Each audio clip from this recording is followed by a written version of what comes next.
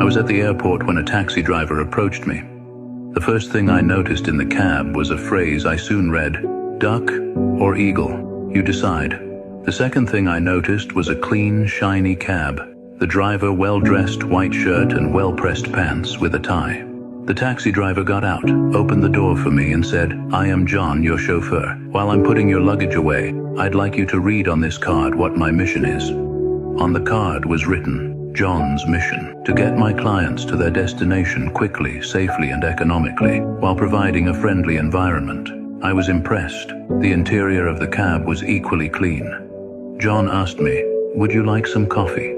Joking with him, I said, "No, I'd rather have a juice."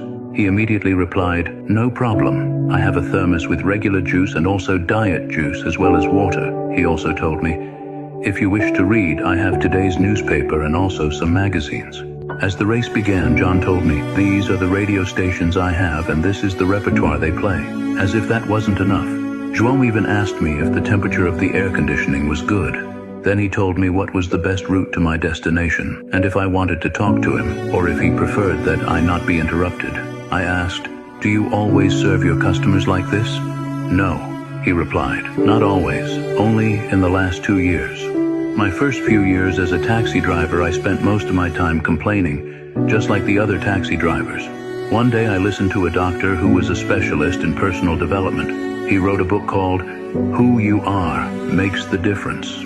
He said, "If you get up in the morning expecting to have a lousy day, you certainly will. Don't be a duck, be an eagle. Ducks just make noise and complain. Eagles soar above the pack." I was all the time making noise and complaining, so I decided to change my attitudes and be an eagle. I looked at the other cabs and drivers, the dirty cabs, the unfriendly drivers, and the dissatisfied customers. I decided to make some changes. Since my customers responded well, I made a few more changes. In my first year as an eagle, I doubled my turnover. This year, I have already quadrupled it.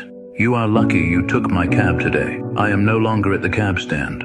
My customers book through my cell phone or send me a message. If I can't pick up, I get a trusted eagle taxi driver friend to do the job.